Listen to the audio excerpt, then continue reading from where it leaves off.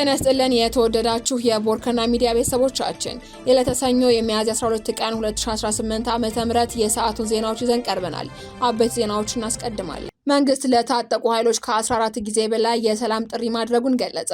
መንግስት በሀገሪቱ ውስጥ ታጥቀው ለሚንቀሳቀሱ ኃይሎች ከ14 ጊዜ በላይ የሰላም ጥሪ ማቅረቡን ብልጽግና ፓርቲ አስታውቋል። የዕለቱ ዜናችን ቀዳሚ ጉዳይ አድርገነዋል። ህዝባዊ ወያኔ ሓርነት ትግራይ ህወሓት በ2012 ዓ.ም በትግራይ ክልል በተካሄደውና የፌዴራሉ መንግስት ውድቅ ባደረገው ምርጫ የተመረጠውን የትግራይ መንግስት ምክር ቤት ዳግም ወደ ስራ እንዲመለስ መወሰኑን ገለጸ። ተጨማሪ መረጃ አለን። በሌላ በኩል ፕሮፌሰር ክንደያ ገብረሕይወት እነዚህ ጦርነት ናፋቂ የእኛን ዕጣ ፋንታ እንዲወስኑልን እስከተፈቀደላቸው ድረስ ሰላም አይኖረንም ሲሉ የቀድሞ ድርጅታቸውን ተችተዋል። የዕለቱ ዜናችን አካል ነው። በነዳጅ የሚሰሩ ተሽከርካሪዎችን ሞተር ወደ ኤሌክትሪክ እና ወደ ተፈጥሮ ጋዝ ለመለወጥ የሚያስችል መመዘኛ ወይንም መስፈርት ዝግጅት መጠናቀቁን የትራንስፖርትና ሎጂስቲክስ ሚኒስቴር አስታወቀ። ተጨማሪውን ይዘናል። ሴቶች አሁንም ለኢኮኖሚ መገለልና ለፍትህ እጦት እየተዳረጉ ይገኛሉ ተባለ። የህግ ማዕቀፎችና የአተገባበር ክፍተቶች በሴቶች ማህበራዊና ኢኮኖሚያዊ መብቶች ላይ ተጽዕኖ ማሳደራቸው ተገልጿል። በዝርዝር እናደርሳችኋለን። ዜናዎችን በዝርዝር እናቀርባለን። በቅድሚያ መንግስት ለታጠቁ ኃይሎች ከ14 ጊዜ በላይ የሰላም ጥሪ ማድረጉን ገለጸ። መንግስት በሀገሪቱ ውስጥ ታጥቀው ለሚንቀሳቀሱ ኃይሎች ከ14 ጊዜ በላይ የሰላም ጥሪ ማቅረቡን ብልጽግና ፓርቲ አስታውቋል።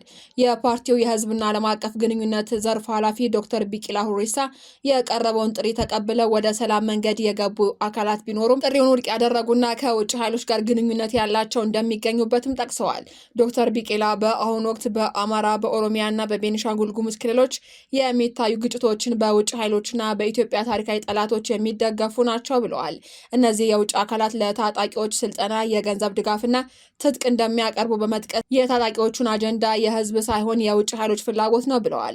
በሌላ በኩል ትክክለኛ የህዝብ ጥያቄዎችን በሀገሪቱ ምክክር ኮሚሽን አማካኝነት በአጀንዳነት እየተያዘ መሆኑን ዶክተር ቢቂላ ገልጸዋል። ማንኛውም የህዝብ ቅሬታና ጥያቄ ሰላማዊ በሆነ መንገድ በዚህ በምክክር መድረክ ሊመለስ እንደሚችልም አክለዋል።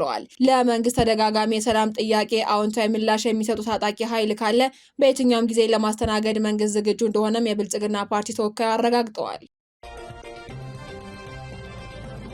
ህወሓት ከ6 ዓመታት በፊት በተደረገው ምርጫ የተቋቋመውን የትግራይ መንግስት ምክር ቤት እንዲመለስ ወሰነ። ህዝባዊ ወያኔ ሓርነት ትግራይ ህወሓት በ2012 ዓ.ም በትግራይ ክልል በተካሄደውና የፌዴራል መንግስት ውድቅ ባደረገው ምርጫ የተመረጠውን የትግራይ መንግስት ምክር ቤት ወደ ስራ እንዲመለስ መወሰኑን ገልጿል። ምክር ቤቱ ከተመለሰ በኋላ በትግራይ ክልል ጊዜያዊ አስተዳደር የሚመራውን የክልሉ አስፈጻሚ አካላት አቃፊ ሆኖ እንዲቋቋም መግባባት ላይ መደረሱን አስታውቋል። ካለፈው ሳምንት ሐሙስ ጀምሮ የማዕከላዊ ኮሚቴው ስብሰባ ሲያካሄድ የነበረው ህወሓት ውሳኔውን ያስታወቀውም እሁድ ሚያዝያ 11 ቀን 2018 ዓ.ም ምሽት ባወጣው መግለጫ ነው። ባለ 3 ገጹ መግለጫ የፌዴራል መንግስት ከመጋቢት መጨረሻ የተጠናቀቀው የትግራይ ጊዜያዊ አስተዳደር የቆይታ ጊዜ ያለ ህወሓት ተሳትፎ ማራዘሙ ይታወቃል። ጠቅላይ ሚኒስትር አብይ አህመድ ካለፈው ዓመት አጋማሽ ጀምሮ የትግራይ ጊዜያዊ አስተዳደርን በፕሬዝዳንትነት ሲመሩ የቆዩትን ሌተናል ጀነራል ታደሰ ወረደን የስልጣን ቆይታ ከሚያዝያ 1 ቀን 2018 ዓ.ም ጀምሮ ለ1 ዓመት እንዲራዘም መወሰናቸው ይታወሳል። ከድርጅታችን እውቅና ውጭ የተላለፈና የተናጠል ውሳኔ ሲልም ተቃውሞታል። የጊዜ አስተዳደሩ ቆይታ የተራዘመውም ከፕሪቶሪያው ስምምነት በፊት የወጣን ህግ በመጥቀስ እንደሆነ በመግለጽ ተችቷል። የፌዴራል መንግስት የፕሪቶሪያውን ስምምነት ሙሉ በሙሉ በሚንድ መልኩ የትግራይን ህዝብ ራሱ በራሱ እንዳያስተዳድር ለማድረግ እየተንቀሳቀሰ ነው ሲልም ከሷል። በአጠቃላይ በትግራይ ላይ ዳግም እገዳና ከበባ በማድረግ የጦር መሳሪያና ሜካናይዝድ አቅሙን ወደ ትግራይ በማስጠጋት ዳግም ጦርነት ለመክፈት ዝግጅት እያደረገ ነው ሲልም ፌዴራል መንግስቱን በይፋ ወንጅሏል። በእነዚህ እርምጃዎች የተነሳም ለትግራይ ህዝብ ህልውናና ደህንነት አደገኛ የሆነ ሁኔታ እንደተፈጠረ ህወሓት ገልጿል። የድርጅቱ ማዕከላዊ ኮሚቴ የፕሪቶሪያውን ስምምነት አፈጻጸምና ወቅታዊ ሁኔታዎችን በጥልቀት በመገምገሙን የጠቀሰው መግለጫው በዚህ መነሻነትም የቀድሞ የትግራይ መንግስት ምክር ቤት እንዲመለስ መወሰኑን አስታውቋል።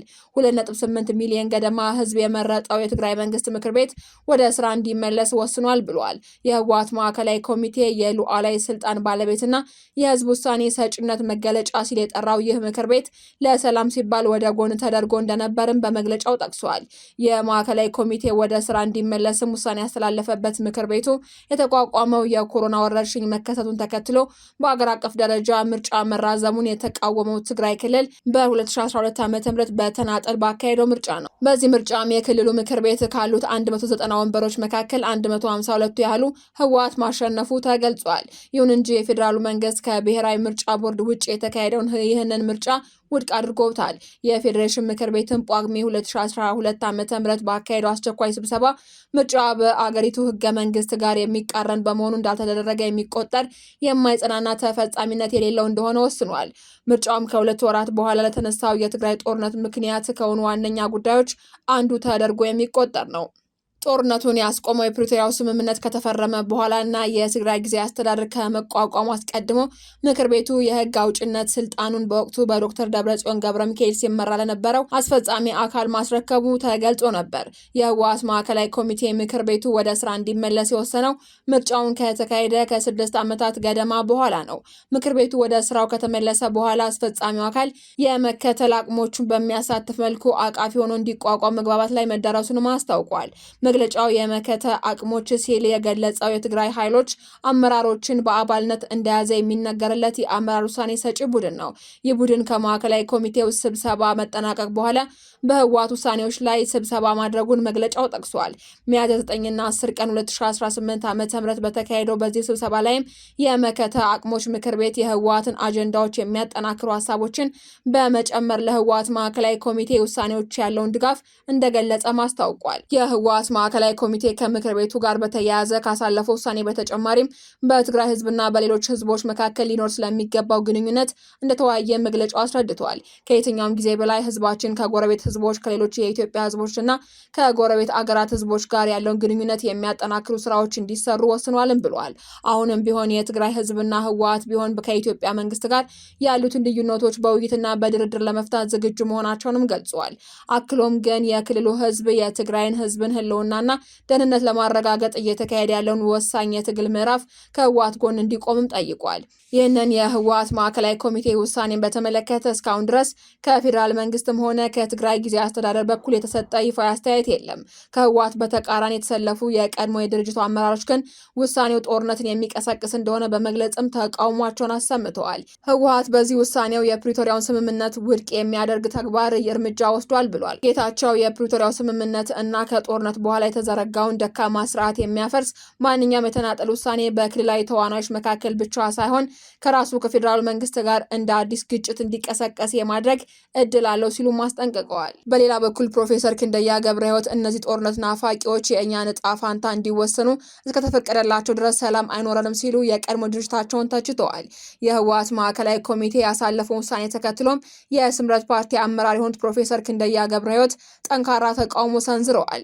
ክንደያ ወንጀለኛ ሲሉ የጠሩት ቡድን እስካለ ሰላም እንደማይኖርም ገልጸዋል። ፕሮፌሰር ክንደያ በትግራይ የሚገኘው ወንጀለኛ ቡድን ከጦርነቱ በፊት የነበረውን የ2020 ወይም 2012 ዓ.ም የክልል ምክር ቤት ለመመለስ ክልላዊ አስተዳደሩን ለማፍረስና ከጎረቤት አገራት ጋር ያለውን ህገወጥ ግንኙነት ለማጠናከር መግለጫ አውጥቷል ብለዋል። እነዚህ እርምጃዎችን በፕሪቶሪያው የተፈረመውን የሰላም ስምምነት ውድቅ የሚያደርጉና በአካባቢው ያለውን ደካማ ሰላም በቀጥታ ለአደጋ የሚያጋልጥ እንደሆነም አመልክተዋል። እንዲህ ያለው እንቅስቃሴ ሰላም ወዳድ በሆኑ ወገኖች ሁሉ ሊወገዝ ይገባል ያሉት ፕሮፌሰር ክንደያ የወንጀለኛ ቡድን ተጠያቂ ሊደረግ ይገባል ብለዋል። እነዚህ ጦርነት ናፋቂዎች የእኛን ዕጣ ፋንታ እንዲወስኑ እስከተፈቀደላቸው ድረስ ሰላም አይኖርም ሲሉ አስጠንቅቀዋል። በነዳጅ የሚሰሩ ተሽከርካሪዎችን ሞተር ወደ ኤሌክትሪክና ተፈጥሮ ጋዝ ለመለወጥ የሚያስችል መመሪያ ዝግጅት መጠናቀቁ ተገለጸ። በነዳጅ የሚሰሩ ተሽከርካሪዎችን ሞተር ወደ ኤሌክትሪክና ወደ ተፈጥሮ ጋዝ ለመለወጥ የሚያስችል መመዘኛ ወይንም መስፈርት ዝግጅት መጠናቀቁን የትራንስፖርትና ሎጂስቲክስ ሚኒስቴር አስታውቋል። ሚኒስቴር መስሪያ ቤቱ ተሽከርካሪዎች ከነዳጅ ኃይል ወደ ኤሌክትሪክ ለመቀየር የሚያስችል የሬትሮፊቲንግ መመሪያ ተዘጋጅቶ ለመጽደቅ በመጨረሻ ምዕራፍ ላይ ይገኛል ሲል አስታውቋል። በሚኒስቴሩ የትራንስፖርት አገልግሎት ቁጥጥር ዘርፍ አማካሪ አቶ አሰፋ እንደጠቆሙት ከመመሪያው በተጨማሪም ተሽከርካሪዎች ወደ ፈሳሽና የተጨመቀ ተፈጥሮ ጋዝ ለመለወጥ የሚያስችሉ መስፈርቶች በሰነዱ ተካተዋል። በአሁኑ ወቅት እነዚህ መመሪያዎችም ለህብረተሰቡ ተደራሽ በሆነ መልኩ በአንድ ላይ የማደራጀት ስራ እየተከናወነ ነው የተባለ ሲሆን ሰነዱ በቅርቡ እንደሚጸድቅም ይጠበቃል። የተሽከርካሪዎችን የጥራትና የብቃት ማረጋገጫ ምስክር ወረቀት አሰጣጥን በተመለከተ ሚኒስቴሩ ይህንን ተግባር የኢትዮጵያ ደረጃዎች ኢንስቲትዩትና የኮንፎርሚቲ መስሪያ ቤት ኃላፊ መሆኑን አስታውቋል። ይሁን እንጂ ሚኒስቴር መስሪያ ቤቱ መስፈርቱ መሟላቱን የሚያሳዩ ሰነዶችን ከሚመለከታቸው አካላት ተቀብሎ እንደሚያያይዝ ገልጿል። የሚኒስቴሩ ዋና ትኩረት ከነዳጅ የሚወጣውን በካይ ጋዝ በጤና ላይ የሚያደርሰውን ጉዳት መከላከልና የአካባቢ ጥበቃ ስራዎችን ማጠናከር እንደሆነም ተገልጿል። የህግ ማዕቀፎችና የአተገባበር ክፍተቶች በሴቶች ማህበራዊና ኢኮኖሚያዊ መብቶች ላይ ተጽዕኖ ማሳደራቸው ተገለጸ። በኢትዮጵያ በምስራቅ አፍሪካ ቀጠና የሴቶችን እኩልነት ለማረጋገጥ የወጡ የህግ ማዕቀፎችና ፖሊሲዎች በተግባር ከመሬት ካለው ተጨባጭ ሁኔታ ጋር ባለመጣጣማቸው ሴቶች አሁንም ለኢኮኖሚ መገለልና ለፍትህ እጦት እየተዳረጉ ይገኛሉ ተብሏል። ከሰሞኑ በአዲስ አበባ በተካሄደው የኮሜሳ ስብሰባ የፍትህ ተደራሽነት ምክክር መድረኮች ላይ የሴቶችና ማህበራዊ ጉዳይ ሚኒስቴር፣ የሴቶችና ህጻናት ዘርፍ ሚኒስቴር ዴኤታ ሂክማ ከይረዲን እንደገለጹት ህጎች በወረቀት ላይ ቢሰፍሩም የአተገባበር ክፍተት ግን የሴቶችን የለውጥ ጉዞና ተጠቃሚነት በከፍተኛ ሁኔታ ገድቦታል።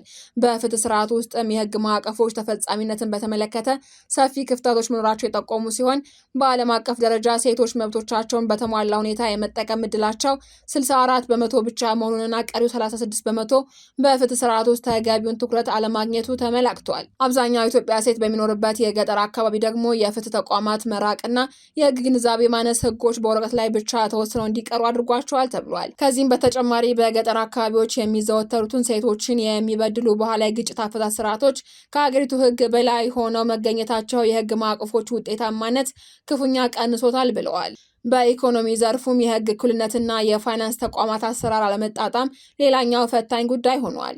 የኢትዮጵያ ህግ ለሴቶች እኩል የሀብትና የፋይናንስ ተጠቃሚነት መብት ቢሰጥም የፋይናንስ ተቋማት አተገባበር ግን አሁንም ትልቅ ክፍተት ይታይበታል ነው ያሉት።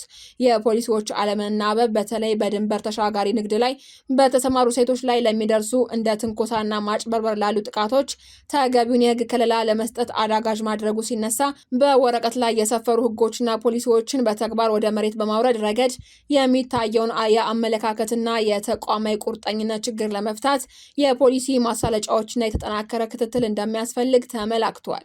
አድማጮቻችን፣ የሰዓቱ ዜናዎቻችን ተጠናቀዋል። ስለተከታተላችሁ እናመሰግናለን። ሰላም።